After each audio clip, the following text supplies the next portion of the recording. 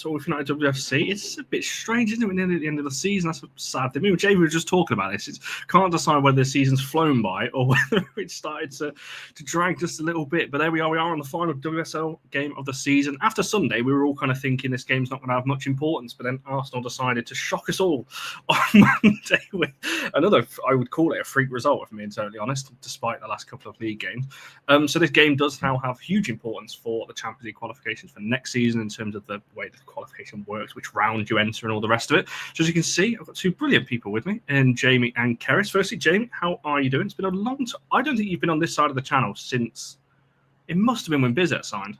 Yeah, I think it was the last Arsenal game, to be fair, before the Leigh Sports Village game. It was. So it's been a while, Connor. I feel like I haven't gotten to speak to you about Manchester United in too long, but thanks for having me. I'm excited. Let's get into it.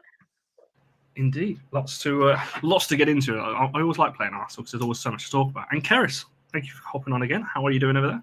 I'm good. I'm very busy, and I'm just very busy. But other than that, I'm very well. Thank you. Indeed, lots going on, I'm sure.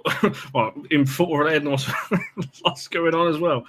With various different things you've got coming up as well. Hello to everyone in the chat as well. As always, get your thoughts, your comments in. There's loads already. I'm sure we'll get through them all as well. There's a couple of your questions I'll start and come back to in just a second as well.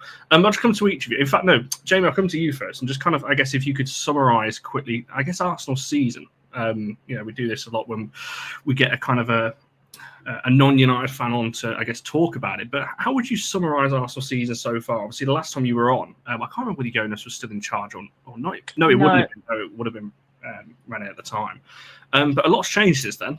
So how would you sum up the season, as we enter the final game week? Connor, I feel like that's the hardest ask considering everything that's happened at Arsenal this season. The last time we spoke, it was not great. There was the draw to Everton, massive loss to Chelsea, Jonas Eidevall leaves the club, that big loss to Bayern Munich, and then Renée Segers was ready to take post of her first WSL game, and then we saw how that panned out at Leigh. So it's been a turbulent season. Obviously, Arsenal kind of started picking up results. There was a really strong run under Slegers as she came into charge, and then there was a Champions League campaign that they really had to rectify, considering how bad that Bayern Munich loss was, the 5-2 loss away in Munich. So it's been turbulent, but they turned it around. It's been, Champions League final. We've made that, Lyon, and then two massive wallopings in the league, two teams that we should not be walloped by. So what I can describe it as, Connor, is it's been a roller coaster, nothing short of. I think that's a fair way to sum it up. And I've got a flip question for you, Keris, actually, in terms of, I know you've been on throughout the season, so you've kind of seen the ups and the downs. So I just wanted to ask as a broader question going into the final game. Obviously, I know we've got the cup final a week after as well. But if you could, I guess, not sum it up as such, but do you think it is more positive now than the last time we played Arsenal? Because that Arsenal game kind of came in that run of draws, the Brighton, the Villa, and obviously the Arsenal one as well. Does it feel to you that things are a bit more positive now, kind of going into the final game week and looking ahead to a cup final? I think definitely. I think the team have found solidified a much more, because, we'd heard talk about this really attacking and an exciting identity, and it wasn't it was in that sort of run of draws where it was like, was it 1-1 to Arsenal, 1-1 to Brighton, 0-0 to Villa? And we were like, this is not exciting. I wouldn't call this exciting. That I would go as far as to say, so we've not had many losses at all. I would go as far as to say that was probably the lowest stage of the season. That was our poorest run of form of the season. By definition, it was the most times in a row that we didn't win. So it definitely feels a lot more positive now. I think United have grown into a much more kind of cohesive and attacking unit since then, with a much clearer identity. So it definitely feels like we're a lot better placed than the last time we played Arsenal, although albeit Arsenal were obviously not flying at the time when we last kind of played you either. So it's quite weird. It doesn't feel like either of these teams is in the same place as the last time they saw each other. So I'm quite interested to see this game. Especially because, as well, I think it's fair to say United were very lucky to get a draw at LSV. I'm amazed that Arsenal weren't more than the one goal up at the time. And I think we said that on the reaction show. United definitely snatched a draw from that one. I think that was one of our only 2 or 3 shots in the whole game that we ended up having. It was a really poor showing, I think, from United's point of view. But as you said, a lot has changed since then. We've actually changed system and all sorts since then as well. Because after the Villa game, I think it was Mark spoke about this as well in quite a few press conferences about them changing the style and getting the best out of the players since then. Obviously, we've had a couple of ups and downs, which I'm sure we'll come to after the season when we look at the season as a whole. But yeah, I wanted to ask that because it definitely just, I don't know, everything just feels a bit more positive, like the online and in the ground. Like the atmosphere in the ground seems to be better now. Online, it seems to be better. It just seems to be a bit more calm is probably the wrong word, but there we go. Throwing it back to just one Arsenal point of view, again, Jamie, this is going to be quite a big question, I think, but I guess just what you think René's done to turn it around at Arsenal. Obviously, you mentioned Champions League final and the league form obviously picked up as well. What would you say she's done in particular to really, I guess, turn the Arsenal ship around? Because those first few months of the season, really, it was looking a little bit bleak, and obviously top three was in a little bit of question as well as to who was going to finish where.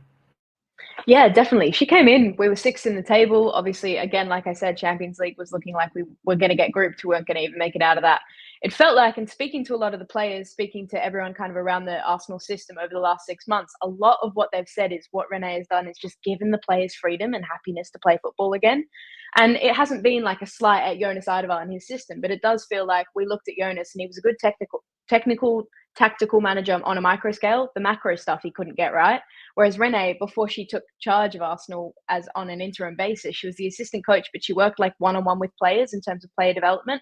So it felt like she was already like fine-tuned in this kind of, how do I work with the players and their relationships? And a question I asked her at a press conference a couple of weeks ago, she said, the way I get to know my players best is I have an hour between 9:45 and 10:45 where I just sit down with the players. That's my sacred player time. I would rather stay later and do my work later, which is funny because just a little bit of insight as a journalist, she runs her press conferences in the afternoon, whereas Jonas ran them at 10:30, which is in that window where she's talking about her sacred player time.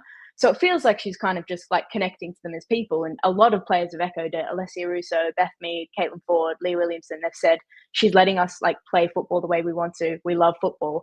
And I think the technical stuff was quite similar. And that's always going to be the case learning under Jonas Eidevall. But since then, it's really progressed. It's like she's playing a little bit more of total football where players, especially in the midfield, they're allowed to move into different roles. They're allowed to play different positions. So I'd say it's really just comes down to freedom. And that's why I'm so excited to see what happens next season. Like, does she change the tactics now that she's been there for a while? But I think it's more the backroom stuff. It's the culture. It's the macro stuff that she's getting right. And I think that's why we've seen an uptick in results. I think a lot can be said, and this can be strangely related to United, because I was watching Martin's press conference earlier, and he was talking about this in terms of you can get a lot more out of players if they're in a happier environment and things like that. You can have all the tactics. He didn't say this bit, but I'm going to say it. You can have all the tactics in the world, but if you don't have that unity or the fight together or anything else, they're not going to buy into what you're saying. So no matter how good your ideas are and things like that, if the players aren't buying into those ideas, you're never going to. You might win the odd game and you might get over the line in these things, but you're never going to win consistently over a course of the season. That starts to show. I guess, Keris, I want to talk about United in just a second, but from a United side, looking at Arsenal, you mentioned that a lot's changed since the last time we met, and back in November and so on. Mark, I think, said in his press conference that we respect Arsenal, but nothing to fear. Is that kind of how you're feeling going into it? Or do you think we need to adopt a more different approach, or do you think this is just kind of one of those games, just go for it and see how we get on? Yeah, I think it's coloured a little bit, obviously, by the cup final being next weekend. We don't, you don't want to see players busting a hamstring the weekend before that or something like that. So it's kind of, I think there will be an element of, naturally, there will be kind of a small element of concern around that and maybe caution around that. But I don't know. Yeah, I think that Arsenal absolutely have to be respected, right? On the one hand, they've just reached the Champions League final, which was, a really tough ask coming back from a goal down away at a very strong side. But on the other hand, the results since then have been just so unexpected and so bizarre. I think the loss to Villa on the same night that we played Chelsea, that was really unexpected, but people sort of went, okay, it's, it's a bit of it's a hangover maybe from that semi-final. And then when that sort of continued on into the Brighton game, people were like, oh, okay, what is going on? Because that's a long hangover at that point. It's a week or more. So I think, Arsenal, what Mark said that stood out to me was Arsenal on their day are brilliant, but when they're not on their day, they're beatable, basically. And I think that's exactly right. Like, I think these are two pretty evenly matched teams in terms of both have a bigger game on the horizon that they're kind of going to have in mind. Both are, have a real kind of incentive to get the win, to either, in United's case, would be matching our best league finish, and there would be the additional kind of incentive of entering the Champions League around later. That incentive's obviously there for Arsenal as well. Arsenal will also probably like a result for a bit of momentum before they go and play that final against Barcelona, because otherwise you're going into it with 3 losses on the bounce. So, yeah, I think there is definitely, like, United shouldn't be going into this being complacent, but I think neither should Arsenal. I think it will be a genuinely pretty evenly matched game. I'm really excited for it. No, I tend to agree. I think that's why I said there is I called it a showdown in the title, because I think it is in that respect. I want to come back to the qualification in just a second, but you mentioned those 2 games, so I feel it's only right, Jamie, to come back to you and just ask you in terms of what went wrong. I think it's fair. I think it's a fair question to ask, because I think it's 9 goals in 2 games. I think Erling asked a second ago about Van Domslaan. Didn't she come back for one of them, or did she come back to the Champions League? I can't remember which one it was. Yeah, the Lyon game, the second leg. So it came back obviously for that one. But I guess the team defensively is probably the best way of saying it. What do you think went particularly wrong in these 2 games? Is it too much of an easy thing to say it's a bit of a hangover from the Champions League? Did you see more into this? What did you reckon went wrong in those 2? I think it's a few things. I think, look, on their day, you're going to Villa Park 3 days after a semi-final in the Champions League. There's still no excuse to lose that game 5-2. I really don't think if you're a team that's in a Champions League final, you're rotating, you're deploying a lot of players off your bench. You shouldn't be losing to a team that a month ago was struggling in a relegation scrap with Crystal Palace. Like, this is a team that have really struggled this season. Given the fact that, Aston Villa have won 4 games on the bounce, it's not forgivable for a team that's about to go challenge Barcelona. So it was a heavy rotation. You shouldn't be performing like that. But I also think there's a lot in that Aston Villa game in isolation that Villa did right. Natalia Arroyo did right. Arsenal were very vulnerable on the transition. She had a high speed transition. All 5 goals were scored on the counter attack. And there's a vulnerability there. We've seen it a lot of times with Arsenal. And we saw it in the first leg against Lyon. There's a quick transition. Lyon scored the second goal. We've seen it at Villa Park, and now we've seen it against Brighton. And it comes down to a few things. I think there's a couple areas where Arsenal's getting found out and Renee Slegers is getting found out. She's been playing with a really attacking midfield. You've got Kim Little and Mariana Caldente in a double pivot. That's a very forward pressing midfield. Then you've got Frida Mornham, who most of the time plays as a second 9. Like, she plays so high up on the pitch, which is fine. But if a team's going to be quick in transition, you don't have the coverage. And then you've got a pairing of Leah Williamson and Steph Catley, who on their day have been great, but they're not quick in transition. They're slow. They're hard to step on. So there is a vulnerability there. And I think that if a team like United and Mark Skinner is looking at that against Brighton, we saw it so many times. We saw it with Kiko Seki. Like, it's there. Arsenal struggle on the transition. For a team like United, who have a caliber of a player like Amelvin Mallard, they have someone like May Letitia who can put the ball long and high, and you've got a very transitional 9. We saw what Mallard did off the bench against City. Like, that goal is exactly what Arsenal struggle in. She gets a touch in, she gets the first header, she comes, tracks backs, and then gets the goal. So for an Arsenal perspective, yes, it's a bit of a hangover, but it's too simple to pin it down to that. There is issues in this defence, and I think that the only way they're going to be corrected is through the transfer window. Don't think Arsenal actually have the calibre of player right now that can correct that immediately. You can play a holding midfield, but you've still not got the centre-backs that can operate on the transition. At the end of the day, Steph Catley's a left-back playing centre-back. So there is a vulnerability there, and it is worrying, because I did say, like, I was joking with a couple of people after the Brighton game, I was like, the worst team to play in this kind of sense of game is United because of who they've got pressing forward. So it's there. I don't think it's just a semi-final hangover. I think that's an element of the Villa game. You rotate. You've got someone like Katie Reid starting. Chelsea rotate, and they've got Guro Wrighton coming off the bench. Like, it's not the same. However, there is an issue there, and it needs to be addressed. So if Mark Skinner can do it correctly, Arsenal could be in trouble. I think just very quickly, you mentioned the midfield, a name that I've not watched enough of Arsenal to know the answer to this question, but a player that Lucky's mentioned that I've loved watching when it's not against United is Leah Volti. How come she's maybe not? Because I think you would argue she's more of a defensive minded player than the ones you've just mentioned there. Yeah, she's Arsenal's only natural number 6. I think when the team addresses that issue, it needs to be, okay, Leah Volti's your only number 6. You've got a player. I would be so shocked if Renee Slegers goes to Lisbon and plays Kim Little, Mariona Caldente. She needs to play a defensive pivot. I think it's the same case for this United game. It's a risk. Like, there's an attacking outlet there. And because it's worked so well, Connor, and like I said earlier, she likes to play this kind of total football in the midfield where no one has a role. Leah Volti plays in one role. She's an anchoring 6. So it kind of hinders Renee Slegers' game plan in that adaptive way. However, if you're coming up against a team that are good in transition, you've got a very dynamic number 9 in Melvin Mallard or Elizabeth Turlin. They're both quite similar, not in profile, but in their threat. Then I think Leah Volti's the midfielder you need to start with. I'm shocked she hasn't been playing as much. It's been pulling results, but now I think Renee does need to look at that and say, okay, what can we change? Do we start her now? Which teams do we play her against? There's something I think this is going to sound very manager of me, but it's something managers say obviously about when you lose a game like that. It can sometimes be beneficial, particularly in the long run, because then you see where the weaknesses are. You know, when you're winning every week, it's harder to see necessarily where the weaknesses are, and it maybe just takes that one big defeat or that one shock result to almost kickstart the changing process for some of those things.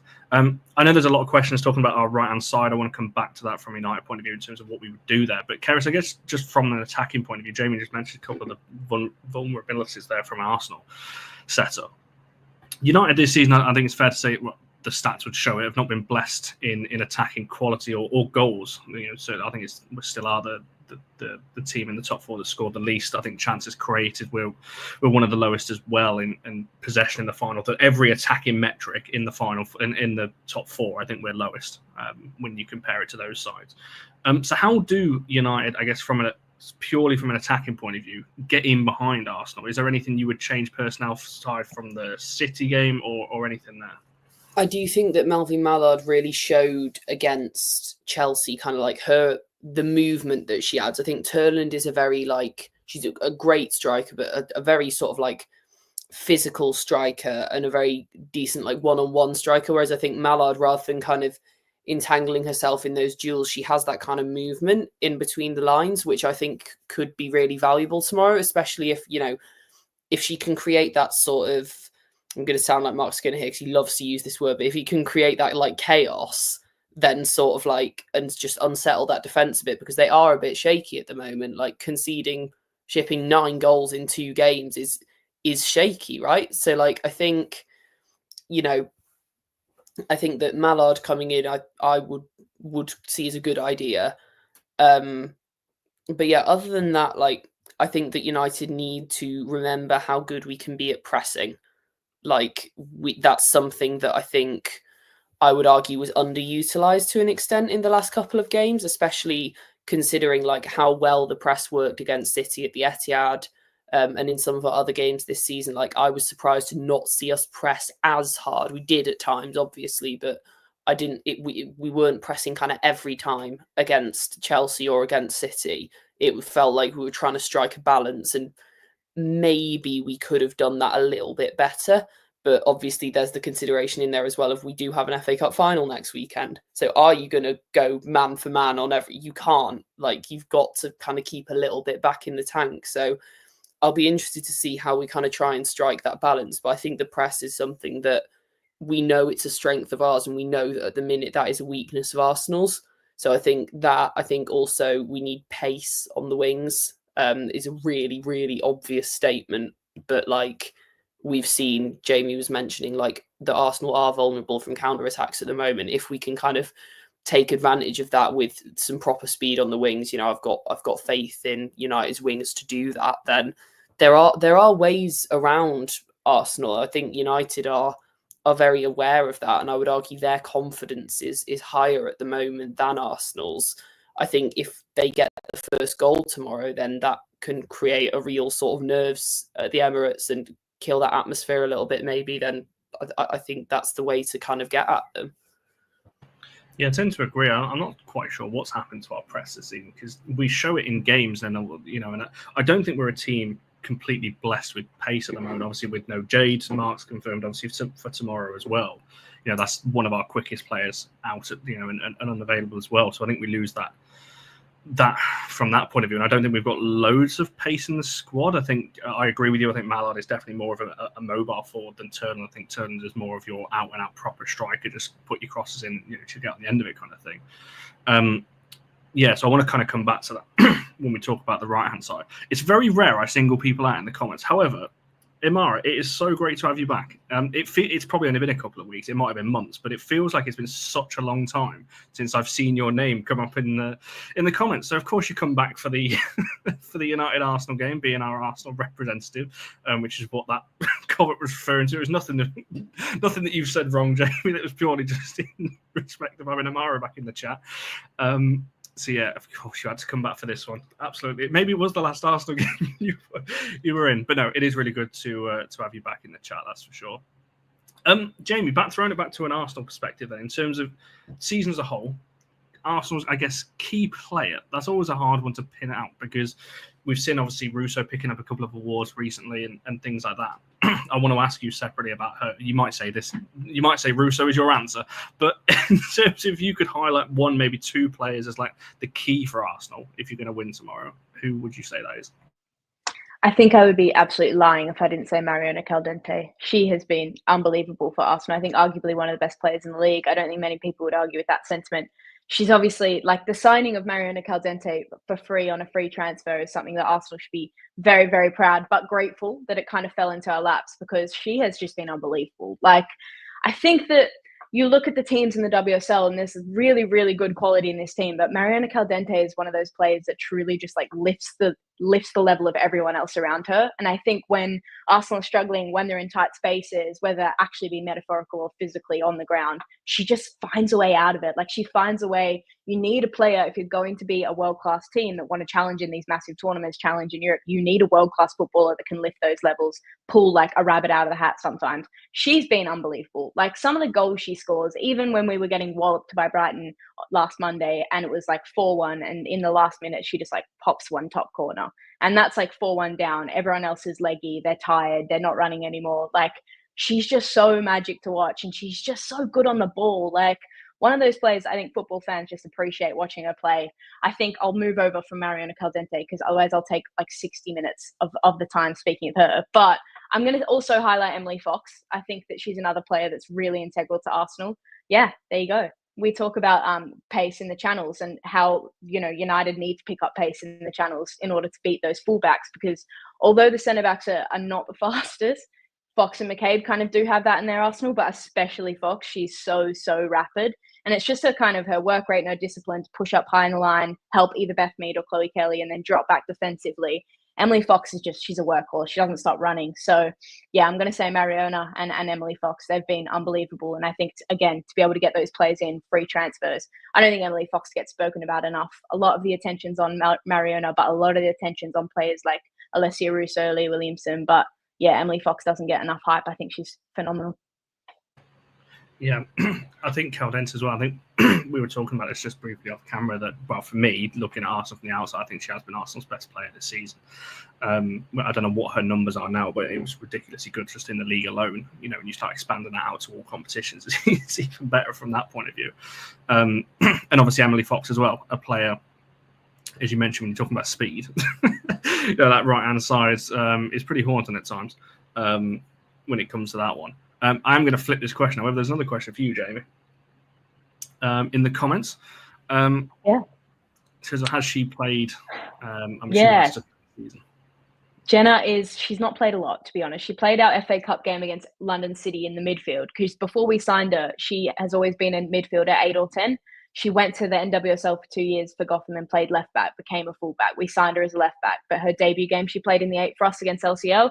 She's come on a little bit. She came on against Brighton. I thought she was actually the brightest player for that last 30 minutes. She is really, really good on the ball. You can tell that she used to be a midfielder. So Jenna Nice-Wong is one of those players that I think it's a really good signing that will come to fruition later. Katie McCabe's getting older. I think there's a spot in this squad for Jenna. I'd also like to see her in the midfield. So, yeah, she's played a little bit off and on, but she knew what she was coming for. She knew she was going to be playing behind McCabe. She's coming as a backup squad player. So, yeah, I'm excited about her, but at the same time, I'm not rallying behind her to get a starting 11 spot yet. No, I think that's fair. We're looking at that point of view, and obviously players coming through as well. Just very quickly a little bit off topic. Obviously, Kevin's mentioning Marad Griffiths. Get some game time maybe on the pitch, 30 minutes. Oh, yeah, I mean, I hope so. I've been saying that for about 3 months though, so I think we would have seen it by now if we were going to. I don't think away at the Emirates is going to be that opportunity. She might do. I don't know.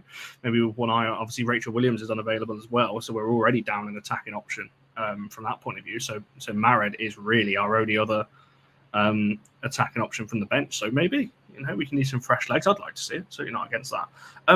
Right, Karis, over to you from a United perspective in terms of. I don't want to do necessarily best player of the season, all that kind of thing. But in terms of if you could pick one or two players that's going to win the game for United, or like a key area, you could do it by position if you want to. Who would you highlight as your kind of one or two standouts to win the game from a United perspective? I can see Melvin Mallard scoring. I think she loves to goal against Arsenal. I think she's so like her kind of enthusiasm. She's, I had the opportunity to interview her for the matchday program, and that went in the Chelsea edition. And the thing that just really stood out from me for like the sort of 10 minutes that I had with her, just her love for football and her enthusiasm and her energy is so infectious. It sounds like a really silly thing, but like you really see it. Like you saw it after the final whistle against City, like against Chelsea, particularly in the FA Cup last season. Like she is so happy when she's on the pitch and when she's playing football, and that really does like up her performance level. I think she boosts the kind of mobility and the energy and the unpredictability of that forward line, and I can really see her changing the game tomorrow. I think as well as that, I do think Celine Bizet is she's probably, I mean, I know we'll come on to talking about the right hand side and what we're going to do there, but she's gonna have to do a lot, basically. Like I would imagine that she'll have to kind of do some more helping out defensively than she normally would. We know she's good at that, but she's going to have a massive kind of role to play. Her duties are going to be kind of expanded even more than what they already are. I also think like in that midfield, keeping Mariona Caldente quiet is just like such a job. Like I don't envy whoever is tasked with that. I would imagine that will probably be Hinnie.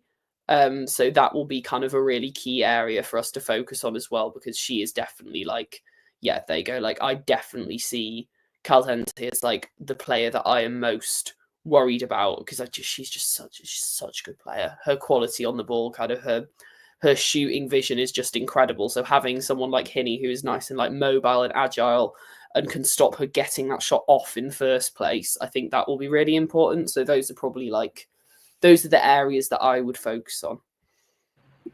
No, I think that's fair. I definitely think it's always really. I always try and avoid the midfield because I feel like every manager, every pundit, whoever, whenever you ask about a big game, they all say 2-1 as the scoreline, and the battle's going to be who wins the midfield every time. So I always try and avoid that and try and pick other players, because otherwise I feel like I'm just repeating the same narrative. You could literally just take away the players and just say that for every game that you play in kind of these big ones. But there we go. I see.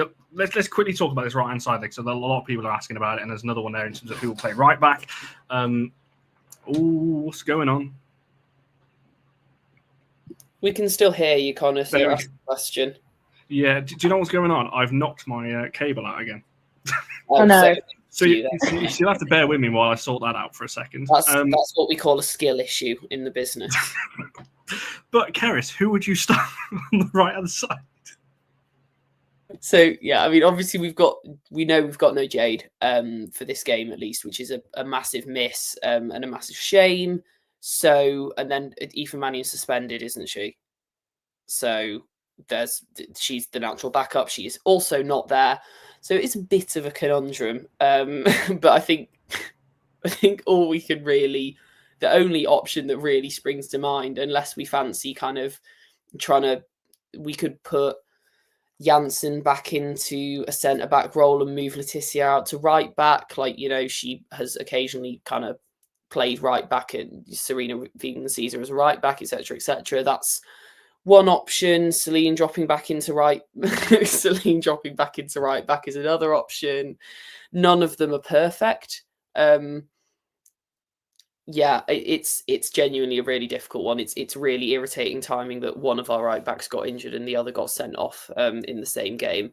Anna Sandberg is sort of like, I don't know how. I've not seen her on the right. I believe she can play on the right, but I have not seen it, so I do not know.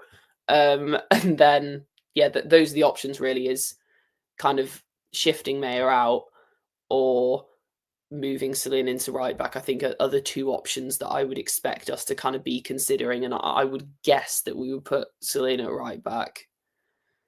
Especially because we've already done that this season. Yeah, that's what makes me think it. Yeah. I can't remember. It was only for a couple of games. I think Jade missed a couple. It was definitely Brighton. No, it wasn't Brighton. Which game was it? No, it was Brighton, I think. Was it? Yeah, no, I'm sure it was Brighton. 'Cause I remember writing about it. So yeah, no, Brighton. There was a game either after that or before that where it was Celine at right back.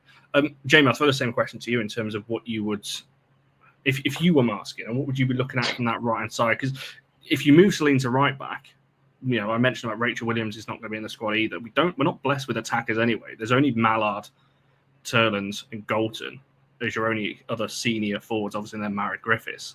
So if you take Celine out of the forward line, you're already taking another one away. But is there any other option? Would you be shifting Maya over? Would you put Celine there? What would you be kind of doing there? Yeah, I was going to say, like what Kara said, like there's the option to play Dom Janssen as a CB and then shift Mail across. But I just think I think Maya Letizia has been one of the best players in the WSL this season. Like she deserves too much. Why move her out of that centre back partnership? I think her and Turner and then Fallon behind them. Like you can't really mess with that, especially in a game like this, because although the stakes are there, like there's high quality players on both sides. You can't kind of make that change. So it seems like Celine at right back is all that's left to do. But then you've got the issue of who do you play up front. So I'm envious it's not us. Like I do feel bad for you, and whether there's maybe a change in how this team's set up. But yeah, I feel bad for you, Connor. Especially because Jade has been one of our best players this season. So to miss a game 100%. of this importance, it's like someone did mention earlier on, right at the start. I wish I'd have started now because I didn't, and now I can't find the comment. Oh no, there we go. Found it. In terms of back four, shot switch to a back 3-5. As people know, I was pushing for a back 3-5 at the start of the season because I think it can work. If you go back to the show we did in pre-season where we were picking our teams and everything else, I actually went with a back three because I think that you can put Dom there and shift things about and it's not as bad. And I also want to see Mallard and Turland as our two strikers, but one can hope. So I wouldn't be against that either. And then that's Celine not doing as much defensive work. If you've got three centre backs there, that could also work. And yeah, as James mentioned, maybe you go Sandberg on the left. Someone a bit quicker as well. So I wouldn't be against that. But as I said, I don't know. I think we've seen Celine as a right back in a back four. It could also be that as well. So yeah, I'm not entirely sure. All that sporty back three with Celine and Leah maybe as your wing backs as well. I think we've got options. It's just maybe not the options that we want to see. Going into a game like this one. Right, a very quick fire question. I want to talk about a little bit on the importance of the game and a couple of individual players. I've been so long since we've done this. And if it's that old question I like to ask, if you could swap a player from the 11 and they've got to start, so none of this you're adding to your depth or your bench or anything else. I feel like Jamie's got such an obvious answer. I have a feeling I know Jamie's going to say. And it might start with a P. Yeah, guys. Do you want to just say that as a given? Because I'm obviously starting Fallon over Manu right now, so I'll go Fallon. Can I do a wild card though? That seems obvious. Go for it. I'll go Grace Clinton in the midfield. I think I'd start her right now. I think she's got a bit of everything. Frida's a bit too attacking. Vic Palova's not completely ready right now, so yeah, I'd put Grace Clinton in the midfield. I think that was my answer this time last reverse fixture as well. So clearly I trust the process with Grace Clinton. Okay. Yeah, so I said Fallon's definitely the obvious one from that. I was thinking about when I was putting these questions together, I was thinking, what from Arsenal to United, but which Arsenal player would improve the 11? I know players that I'd take for the bench. I don't know whether because I said Emily Fox last season. I wouldn't now. I don't know whether I wouldn't take any of the defenders. Well, you take Emily Fox for tomorrow, wouldn't you? Because we don't have we don't have any bloody fullbacks. So. I mean, yes, but do you know? I think Caldente would go into our midfield, and if you had like Hinney or Dom or someone behind, and that's what I was going to say as well. Caldente in the 3. I don't think you can ever turn down like Caldente's just such a good player.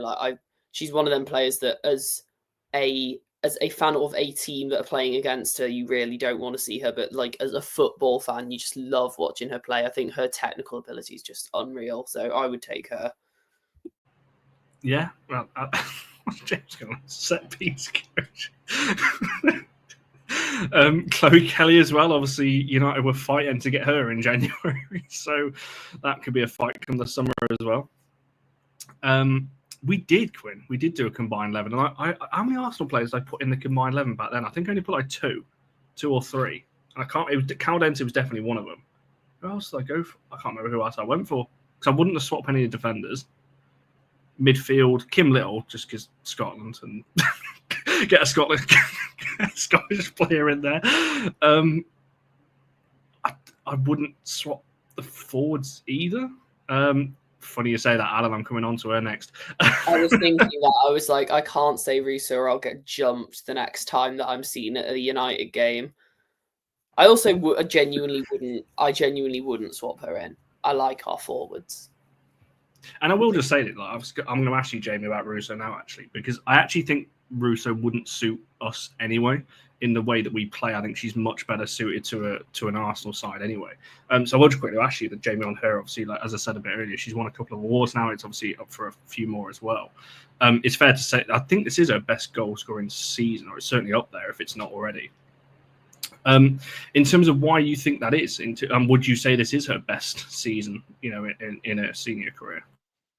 Yeah, look, I think last season we all saw was pretty poor to Russo's standards. The season before for United, she was in hot form, so it's been nice to see her get back to that. But we need to mention the fact that for the first 8 weeks of the competitive season, like that's Champions League qualifiers as well, she hadn't scored a goal under Jonas Eidevall. Like she didn't look like it. Stina Blackstenius was kind of getting the nudge over her a few times. It seemed like Jonas's way that he played Russo really did hinder her because he didn't know who his starting number 9 was. So one week we'd have Stina playing against Man City. The next week we'd have Alessia Russo playing against Man United. Like if you're going to have a number 9, you want them to be a box crashing goal scorer. You need to trust them. So I do think the coach changes absolutely helped Alessia Russo, and to not score for 8 weeks and then to come out and be scoring as much as she is, it's impressive, right? She's gotten 7 goals in the Champions League. It's the highest goal scoring Champions League campaign from any English player, which is a massive stat. She scored 12 goals. She could win the Golden Boot if she does score against United tomorrow. It's not the highest amount. Like to think what Bunny Shaw would have done if she wasn't injured this season is kind of scary. But I think for Alessia Russo, she just knows her role. She's grown into her role a lot more. And we saw under Jonas, it felt like she dropped a lot into the midfield. She was picking up possession too deep. She was never there when the forwards and the midfielders needed her in the box. It felt like now there's been a shift where Renee Slegers is like, you're a box 9. You need to operate as box 9. We still want you to get the ball with your back to goal, but we want you to do it higher up the pitch. So I think it's just transparency in what her role is at the club, because I know you guys, no one's a fan of Alessia Russo in this, and that's fair. No, that's how football is. Don't talk to me about Robin Van Persie. It's the same thing. However, like I think Russo's coming to her own. She's one of the best strikers in the league. That goes without saying this year, and I think the ceiling is going to grow. And watching her at the Broadfield Stadium against Brighton, it wasn't her best game, although when you're that close to the pitch, it's different at the Emirates. With the Broadfield, the press box is literally on the sidelines. You see how good she is on the ball. She's gotten stronger on the ball. She doesn't get out-muscled as much as she used to. So I think she's jumping from strength to strength. I think there's definitely areas that she needs to improve, as there is with every single footballer. However, I think it's the manager change. It comes down to, this is your role. We want you to play this. We're going to build the team around you. So show us what you can do. Yeah, I think that's fair to say. I mean, for people who follow my TikToks, I did a WSL 11, like team of the season or whatever, about 2 days ago. And Russo was my striker in that team, so I think she probably had. So when you're looking at the league, the league. I mean, the top scorers have been so much lower than previous seasons. Anyway, I think this is the first season in about 4 years it's not been above 20 or in and around that anyway. And I think what's Russo on 12, 13? 12. So 12, yeah. She scores a couple tomorrow. Hopefully not. But if she does, even then, she's not going to get anywhere near. I don't know what Bunny Shaw hit last season, but it's not going to be anywhere near in terms of previous seasons. So I think the league as a whole, goals-wise, James, I think you're right. But I think part of the problem, not problem as such, but I think because you've got the likes of Sam Kerr, Bunny Shaw, whoever, I think they've just set the bar so high in terms of what a striker can do, that there's just not that level of striker, I don't think, that can score that many. I do believe Turner will get there, but not there yet. So it wasn't, was it? She didn't get it last year, did she? Two seasons ago, she did. Yeah, I was going to say, I know she wasn't recently, but not last season. I think from that point of view, but I also just think as well, like on the topic of goals, I think most other teams have stepped up as well this season. When you're looking at Brighton, Liverpool, West Ham, even Villa, at parts of this season, I think teams are harder to beat, than maybe previous seasons as well. And like I said, obviously, the fact that Shaw is still up there in the Golden Boot race and has missed pretty much half the season is crazy when you look at it from that point of view. I want to flip it, the other end of the pitch, the Golden Glove, because Fallon will get this tomorrow. It's whether it's shared or whether it's just hers tomorrow. Obviously, that's depending on what she does and what, obviously, Hampton, providing she plays, obviously does with Chelsea. So, Keris, I just want to throw this to you in terms of, I guess, just we speak about her so much and everything else, but I guess the importance of that, her first season, really, for United. I know she was here last season, but didn't get the chance in the league. Her first full season at United as the number one is going to get the Golden Glove, whether that's shared or on her own. Yeah, I'm kind of interested, to be fair. I don't know what the rules... I mean, I assume that if Hampton doesn't play, it's obviously not going to count as a clean sheet for her. And I have just seen that Musovic is leaving, right? So kind of wouldn't be massively surprised if she was actually given the starting goal as sort of like a little farewell. I don't know. That'd be very difficult. Yeah, I don't know if that's stretching a little bit, but I think, I think that Fallon, you can't kind of overstate how important she's been this season. Like you've spoken a lot about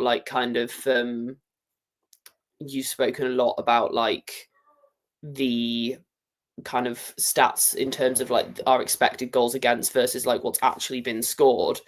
That's very kind of key. That's very kind of like an obvious metric. Oh yeah, I forgot Musovic is pregnant. I was trying to hint at that by saying it's going to be very difficult without actually saying. I completely forgot that. Yeah, no, never mind. Sorry, guys. I got home from the men's game at 2 a.m. last night. Sorry, that was that. I swear I do actually know the league. But yeah, no, I think going back to Fallon, she's been instrumental for us this season. Like, I don't think you can overestimate that. The defense in front of her has been brilliant, but like she's fully kind of deserving of this Golden Glove, and she's got us. Without her, with a lesser goalkeeper, then we don't qualify for Champions League. I think that's a really fair comment when you've looked at the saves that she's made this season. Potentially without her, we're also not in the FA Cup final. Like, I know these are all kind of swings and roundabouts, hypotheticals, whatever, but for her to kind of come in with such massive shoes to fill in terms of Mary Earps was almost certainly like, I think she was one of the most famous, if not the most famous female footballers in this country, which is unheard of for a goalkeeper, right? Like those are some big shoes to fill. And she has done so exceptionally well. I'm not interested in pitting the two of them against each other. I know some people are, but like, I just think for the kind of the expectation and the weight that was on her shoulders for her to step in and do so brilliantly and also be such a key personality in the squad is brilliant. And speaking of, Gareth just said about Hannah, speaking of maternity leave. So Mark Skinner did say in one of the press conferences recently, like when we were talking about recruitment, I think it was after the City game, he was kind of keen to say like, oh yeah, like, and we're expecting Hannah Blundell back. So like, I thought that was interesting. Like she seems to be part of the plans. I know there was some people were not sure about that with Anna Sandberg coming in, but she seems to be very much kind of still in the manager's thinking, which is interesting. Completely off topic, but interesting. Yeah, I think I've maintained. I think I wouldn't be surprised if Hannah shifts over to the right and becomes our right backup, being honest, going into next season. Jamie, I want to quickly ask you. There was a question for you in a chat just a second ago, but whether you've got anything to add on Fallon, because I've seen your social media. You've been high praise of her as well, so I think it's only fair to let you have your say on that one as well. Yeah, wow, she is unbelievable, isn't she? I think we all heard what Mark Skinner had to say about her last season. This was when the writing was kind of on the wall for Mary Earps' departure, and he was kind of setting it up, saying she's the best shot stopper I've ever worked with. So it was kind of like, all right, Mark, we know where this is going. But I think that she's absolutely incredible. Also, I want my goalkeeper to be like a marine biologist and bird watcher. That's so sick. She just seems like such a good human being as well. And I think that also translates across to a goalkeeper is a very vocal, instrumental part of the team. So when she commands that respect, I think it's so, so important for the backline and the results that you've pulled this season, because you've got Maya, who, again, I want to praise Maya Leticia again. She's 22 years old. She's wearing the armband for one of the biggest clubs, names in football right now. And she's been she's not put a foot wrong, but that comes a lot with how good your goalkeeper is, because she commands the space. So happy that she got her USA first cap. I think that was deserved. It's kind of her gloves now. Mandy McGlynn and Jane Campbell, they're good. However, Fallon is next level. To come into the WSL, be the best keeper in your first full season as an actual playing keeper, I think she's so fun to watch, and she seems like such a good human being as well. I also loved what Mark Skinner said in his press conference the other day about when you're looking for a new goalkeeper coach, obviously, can I come and join the coffee? So I think that's so impressive, because she wants to be a part of that conversation. She's not just a squad player. She wants to be a part of the development, a part of the back room. And I think that goes to show you've got a good head, not just a good player, but you've got a good person between the posts. So yeah, I'm jealous. I love Daphna. However, it's lovely to watch Fallon play right now, because she's absolutely killing it. Fallon certainly let out her emotion after the City game as well, with her little dancing or whatever. That's the first time really we've ever seen Fallon do something like that. She's normally quite calm and keeps herself to herself, and then except when she made that save against City, and she had her big roar that was her equivalent, I think, of that famous Mary Earps language in the World Cup final. That was Yeah, so I agree. I really hope she gets it tomorrow, because I don't know how. I'm saying it's shared. I think it is. It doesn't go down to save percentage and the rest of it. It purely just is. It will just be a shared award if Hampton keeps a clean sheet tomorrow and Fallon doesn't. But obviously it's in Fallon's hands. No pun intended there. But if she keeps a clean sheet tomorrow, it will be hers, which will be amazing for us. I really hope that she does. Question for you, Jamie. It was in the chat a second ago, because we've seen this quite a lot in the last 24 hours. Departures by all clubs apart from United, which I'm going to come to Keris about in a second. But there was quite a few. I'm trying to remember actually who it was that's actually been confirmed. So I'll leave that to you before I say something that maybe I shouldn't. Yeah, so it was very funny, because there was 3 departures on the hour. It was 11 a.m. midday and then 1 p.m. and it felt like the Hunger Games, the cannon was going off every hour. Who's next? So it was Lena Hertig. I think, again, the writing was on the wall for her. She's really, really struggled over the last 2 seasons with injury. She's taken a lot of personal time out. I feel for her. She scored the winning goal against Juventus in the group stages that gave us the top of the group. Had that not been scored, we don't know where we'd be in the Champions League. So it's upsetting for Lena Hertig, because she's never gotten the chance at Arsenal to prove herself. She never has been fit enough to be able to show anyone what she's kind of capable of. So I wish her well. I hope she gets to a club where she can be fit and actually enjoy playing football again, because she's a good person. Amanda Ilesdet was the other one. She's obviously just had a kid. Good for her. Very exciting. Congratulations. She obviously signed just pre-World Cup, just before the World Cup. Really, really had a great campaign for Sweden. I think she scored 4 goals or something off corners. Obviously a centre back. Again, the writing was on the wall for that one. I think she was a bit of a squad filler. We lost Raffaele that summer. We needed a centre back, especially a tall one, to come in. So I think with Arsenal right now, if you're going to keep these players, it shows your intent. You need to go into the next pool. You need to be getting world-class centre backs. You can't be playing Steph Catley and have Amanda Ilesdet, who's plus 30. Steph Catley's 30. You need to age up. And then Taya Goldie's the other one, which is disappointing. She's childhood Arsenal fan, came through the academy. She has done her ACL 3 times. It's been really harsh for her. She's come back. She played for LCL this season, was really, really good, played an instrumental part in their promotion. So I think, again, we all know where she'll end up, and I hope that she has a really good season with them next season, because she's a bright spark. And it's unfortunate. It's just kind of those things. It doesn't work out. It's like Emil Smith-Rowe. It sucks, but we move on. So 3 departures I think we all expected. None are shocks. I think a couple people thought there would be some bigger names involved in there. They might be yet to come, but yeah, I think they were all happening. Sorry, I wasn't laughing at you. It was JJ's comment. I just brought my script just a second ago.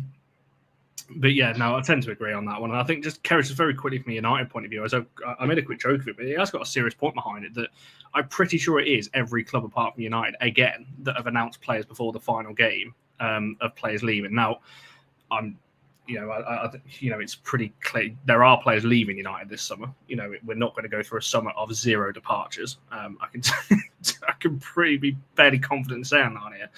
So why do you think it is that United seem to be the one that maybe don't announce some of these? Because it's not new. We saw this last summer. We've seen it the season before.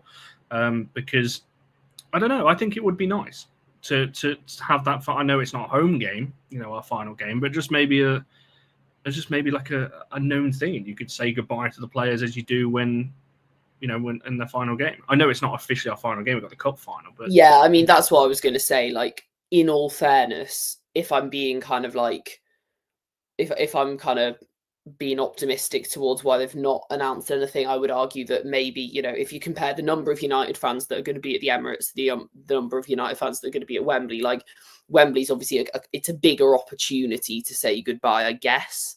So there's that kind of element to it. They could still yet kind of announce any departures that they want to announce in like the next week, but also knowing United, we know that doesn't necessarily mean anything. We've had players that fans haven't had the chance to say goodbye to, and I think that is a really sore point with a lot of fans. It's something that I think will stay a kind of bone of contention if it's something that the club keep doing. And I genuinely don't know why it is why we seem to take this approach that when other clubs just don't, because it can't be that we specifically are always negotiating all of these contracts and all of these changes right down to the wire, like partially because a lot of the departures sometimes have been reported in the press well before they've been announced, so it's like, okay, you did know about it, by you, like, I mean the club. It's sort of, yeah, it's a really weird one, and I'm not sure why that seems to be the club's approach to it. I do think it's an easy chance for them to get quite an easy win with the fans, to give those sort of opportunities for those goodbyes, because, yeah, I genuinely don't know why it is that we seem to have this approach of leaving the announcement like as late as we can. I think as well, I agree with you, Amy, in terms of this season is a bit different because there's not that many out of contract. Last summer was where I had a big issue because it was obvious to everyone that the closer the end of the season got, Zell and Mary were not sticking around because they would have signed by then if they were going to. You don't see contract extensions in late May. It just doesn't happen. I don't think that's ever happened. I think when you start getting to that point, you kind of know the players are on the way out if it's not been announced as an extension by then. So I think when you're looking at it from that point of view, yes, there's not loads, but there are a couple.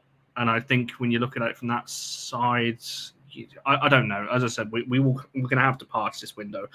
Maybe some that are not even out of contract, and that's fine. I get why you don't announce those because it's still undecided. But those out of contract, I think they could do, should they be going as well. So I think we just have to wait and see what kind of happens with that one. And very, very quickly, I don't know whether I can even answer this. But you did ask the question, so I'll try. Mark in his press conference did say that there was 3 or 4 players that have chosen not to. Do you think the players that are exiting the club? How do I answer this? No, not all of them. Is probably the answer I can give as that one. So no, not all of them. I think there's a couple of players that are definitely sticking around that aren't going. But I would expect majority of the squad, I think, will be there, as I put on the All For United Twitter earlier, I think, and maybe some of the loanees, when you're looking at Emma or Jess and the players that have gone out on loan, I think maybe there's a chance for some of those to go as well. But there we go. Right, I'll quickly come to the second placing, but it feels only right, Jamie, before we come to predictions and the rest of it, to ask you about Bizet, because you did the show with me back in the summer. And she's had quite the season since then. I don't think either of us predicted the season that she was going to have. We both bigged her up on the chat on the show that we did, the player profile, when we were talking about it. But how impressed have you been with her this season? In terms of offensively and defensively, something you highlighted on the show, her defensive ability, but the amount of assists she's got this season, and just most people thought she was going to be the backup to Jace, and she's kind of come in and taken that spot off her and become one of the starting players now. Yeah, I'm so stoked for Celine. Like, Connor, we recorded that episode. I remember it being like midnight in Australia because I was visiting home and you were like, do you want to? And I was like, yeah, let me talk about Celine Bizet. I covered Spurs a lot. I live in North London. So last season, I covered Spurs a lot more than I did this season. And she was a player that, like, it was always Grace Clinton, but she was a player that didn't get spoken enough about. And that was a season where she only had 4 goals and 1 assist. And I think a lot of her issues last season were she wasn't really productive enough in the final third. I still think we see that, but we do not see it nearly as much as we used to. Like, she's a player that's got a lot of discipline behind her. Kind of like you said, we highlighted her recoveries, her defensive discipline, her way that she tracks back. She's just brought that to the United team. And I think that's so, so vital. Jade Riviere, I think, has been the best right back. And that is someone that's coming from a fan that has Emily Fox in their team. I think Riviere has been the best right back in the league. But I think a lot of that is allowed with who she's got playing in front of her. I think Celine has made her a lot more comfortable in that position because Jade is playing with a lot more freedom than she used to. And I think Celine has just brought that to the team. She's so exciting. The way that she drops back and kind of a fluidity on the ball. I loved when she came back to Tottenham. They played at the Tottenham Hotspur Stadium. She kind of played the pantomime villain. She was the player of the match, but she loved it. She ate it. She loved the boos every time she was getting that. It kind of fueled her. So she's just such an exciting player. I don't think the WSL has enough players like Celine Bizet. Kind of relishes in the moment. She's fine to be the villain, but she just wants the ball at her feet. So I think she brings character to the league, and maybe a league that can sometimes lack a little bit of character in terms of the individuals. So I'm really pleased with how the first season's been. I really, really am glad with how she's turned out. She's obviously got, I think it's 6 assists, is it, in the league? So that's 5 more than last season, and I was impressed last season. So yeah, plenty of work to do. However, 23 years old, is she? 24 years old? What a player. I think it's actually could have a lot more. I said this about Jade. They both could have so many more assists if we could finish this season. When you look at it from that point of view, and I think as well, Jade is kind of just backing up what you said about her on-pitch personality as well as off it. It certainly, I openly admit it on here. It certainly was maybe a surprise for me. And I said I thought she was going to be. I thought her and Jace would be kind of interchanging throughout the season, but. I think when you're looking at Celine's performances, and she's played a lot this season, a lot more than I think fans thought, and certainly it's not letting me bring the comment up, but certainly a shout for player of the season when it comes around to that. There we go. All StreamYard's catching up now. There we go. That one from George was what I was trying to bring up. A shout for player of the season. Of course, it's all going on tonight. A shout for player of the season for sure. Which, by the way, that show is coming. We've booked it in. We've nearly kind of confirming guests as we speak, but that show is coming as well, so we'll be sticking the tweet out for that soon. And there's a couple more categories this year, because usually we just do player of the season and goal of the season. There's going to be a couple more when we look at that one. And yes, 60,000, absolute steal when you look back at it from that point of view. Right, quick question before we come to score predictions, and just the talk around second place and how important you think it is for either side. United obviously came second a couple of seasons ago. Keris, you've already referenced this, and then faced up against PSG. And I can't lie to you, that one still hurts because there was some questionable refereeing, particularly in that second leg, with a goal that wasn't ruled out and an offside that was nowhere near offside that we got taken away. But there we go. So, Keris, I will come to you first from a United point of view. Do you think it is important that we get second place again, or are you kind of with the May Laetitia answer that we maybe saw that we're kind of in it now and second would be nice? Obviously we want to win tomorrow, but it's not a massive thing. Where do you kind of fall, I guess, on the importance of it? Yeah, I mean, I think it's more just the confidence and momentum. There's 2 major benefits to finishing second, right? First of all, the major thing I think is the rest that it would give us, because for those who kind of aren't aware, whoever finishes second in the WSL will go into the 3rd round of Champions League qualifying, which is in September, rather than having to start in 2nd round qualifying in August. So considering that there's the Euros, like that is a very kind of considerable benefit in terms of rest. It also, I think, gives us a chance to build momentum. Beating this year's Champions League finalists is a good omen for a Champions League campaign, right? That's something that I think we've all kind of overlooked a little bit. Like, that's a good way to prove Champions League pedigree. But yeah, James pointing out, I was at the press conference with May Laetitia, and she was sort of asked, like, how good would this be? And she was like, I don't really care. She's in terms of like where it would take us into qualifying. Like she obviously wants to win. She's a personality that very much wants to win this game. But I think her kind of argument was basically, you know, we've qualified for the Champions League. Like as long as we're in it, that's what matters. And also the argument from her and from Mark Skinner was like, we would want to win this game against Arsenal anyway. Like there's not a massive amount of kind of, I don't know how much it affects kind of United's approach to the game in terms of importance. Like I would definitely, you know, it's probably one where if we win, I'll say it's really important. It's really important for the rest and the schedule and the momentum. And if we lose, I'll kind of be like, oh, I'm not really bothered. You know, great season, guys. Like, because we didn't expect to be going into the final day against Arsenal based on kind of league positioning up until after your guys' game against Lyon. Like, we did not think we were going to get the opportunity to finish second. So, like, it would be a big bonus, basically. Yeah, and I think when you're looking at the dates, so as you mentioned, round 2, which if the third place team goes into round 2, that's on the 27th and the 30th of August.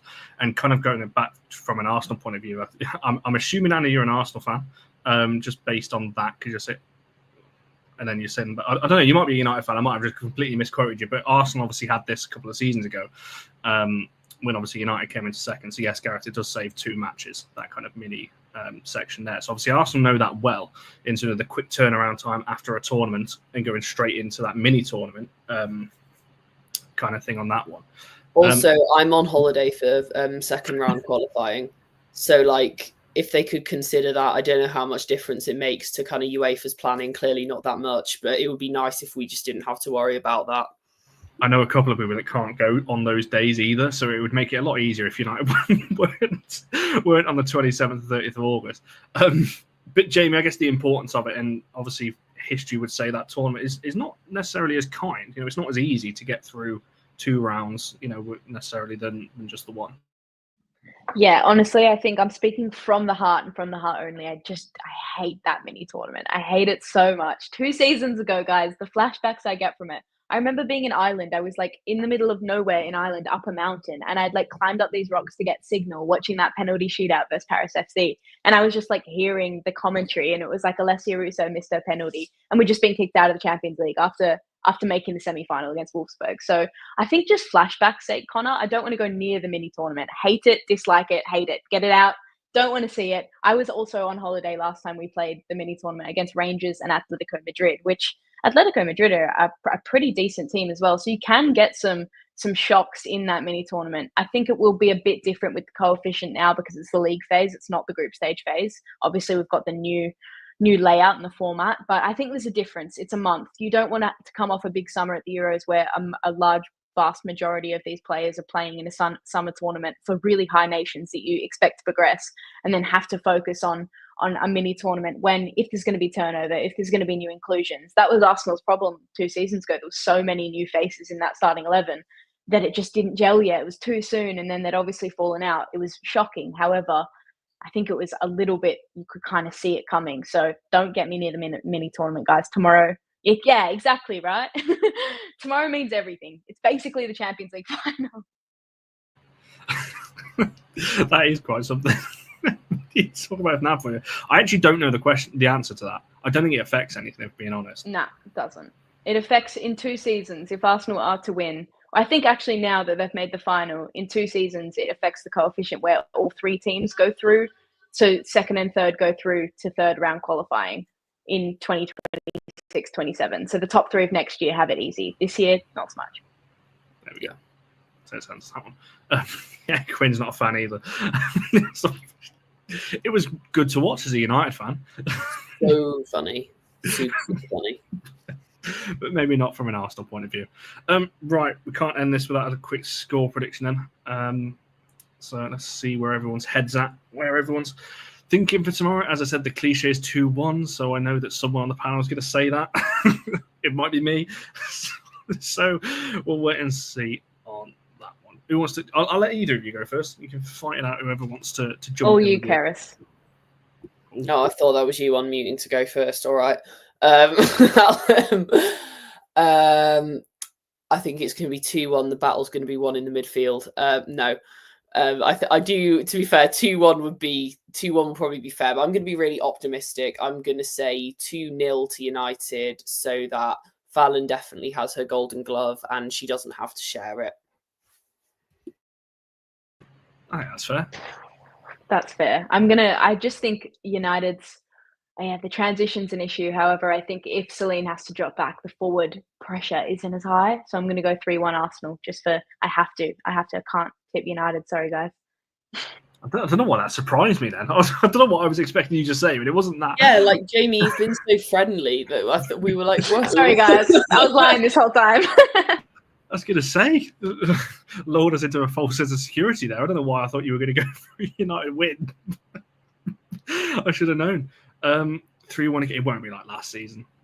I really hope not, because that first half last season was one of the worst halves. Can I just say, I've seen the starting 11 from that game, and it's crazy. Can I read it out? Your starting 11. It's Mary Earps, Hannah Blundell, Letitia Turner, Gemma Evans, Lisa Nolsund, Katie Zellum, Jace Toon, Luthia Gathia, and Nikita Paris. That is wild how different that is. Well, how many's left? 3, 4? Yeah, Letitia Turner. Letitia Turner and 2. Yeah, 3. Yeah. Wow. And that's literally just over a year ago, because that was February, because our league season ended at the Emirates when we lost that. So it is crazy when you talk about, when you're talking about the turnaround of players. I think our squad is definitely better than that. I actually like Gemma Evans as a person, but not at left back, not against that Arsenal right side. Nightmares. I think she got hooked at half time, actually. I'm pretty sure Leah came on or something like that happened. Yeah, that was not fun. Quinn saying 1-1, so from an Arsenal point of view as well. Oh yeah, Lisa as well. I forget Lisa's still around because she just doesn't play anymore. There's a couple of 1-0s, a 2-0, a 1-0. A lot of United fans keeping clean sheets. I think we're kind of talking about Fallon earlier. I think that's why. Yeah, I think we're all just predicting a clean sheet out of manifestation for Fallon, to be fair. But also, if Chelsea don't keep a clean sheet tomorrow, then like it doesn't matter. Yeah, And we've got who've they got? Liverpool. Yeah. So that is possible. Yeah. So I think that's fair. 4-1. Ooh, Malatu, Clinton, and Janssen. I think it's the sort of really specific prediction that makes you wonder if someone has time traveled back after already watching the game. Like that's really specific. I was going to say, if that comes through, I'll be in your DM. Questions for James if that one comes through. Crazy results have happened with Arsenal in the last couple of weeks. I don't think that's going to happen tomorrow, because I just don't think they'll allow it. And as Kara said a bit earlier on, I don't think they're going to want to go into Barcelona with 3 defeats in a row, because I think that really will dent the confidence going into a final. And to be fair, United want to go into the final against Chelsea with some confidence as well, considering how the last time when we met Chelsea at Wembley. So yeah, well, we can hope, but we shall wait and see. Right, we'll round it off there. As these wonderful people go off as well. But firstly, Jamie, where can people find all your work and all that? You're doing so much these days, it seems like. But where can people follow your socials and all the various things you're getting up to these days?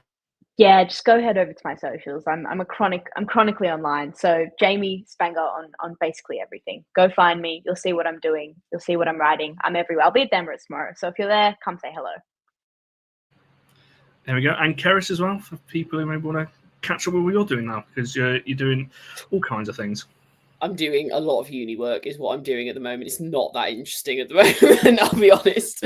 But yeah, my Twitter or X is down there. You all know where to find me. And there we go. So make sure you're following these two amazing people, liking this video and subscribing if you haven't already. All of our socials, All for United WFC, very easy to find on every platform you can possibly find us on. And yes, a couple of very quick comments to end off on. Arsenal do play most of the games at the Emirates, and it looks like a decent crowd as well tomorrow. I think, is it 40 plus? I think 40,000 plus. So looks like it's going to be a good crowd there as well. There was another quick comment a second ago. Back, very quick one from Amara. Better question: who scores first? I feel like we're on like some kind of gambling site. that's kind of like what you do there. But if you're on about team, do we score first a lot? United, I'm trying to think now. We haven't had to come from behind very much at all. So Four times we've had to do that, and we've come back. Liverpool, Arsenal, Chelsea, City. Okay, well, never mind. That's actually not that many in the course of a league season. No, it's not. No, I agree with you. It's not that many. I think we'll probably score first. Yeah, there we go. You know what I think. Well, we do now. There we go. We'll round it off there. If you're at the Emirates tomorrow, obviously enjoy the game and enjoy the final WSL weekend of the season. I know that we get a lot of other different fans watching this channel as well. So if there's any fans, obviously, of teams not participating in any final, enjoy the final weekend of women's football for you this weekend. Obviously, we've got a final to look forward to in a week's time as well. So we'll be back on Monday talking all about the Arsenal game and then building up to another final at Wembley. I can't believe that's coming around again. 3 years in a row on that one. Make sure you're following Jamie and Karis, as I said. Thank you both of you for giving up your Friday evenings to chat through the game. We'll see you guys in the next one.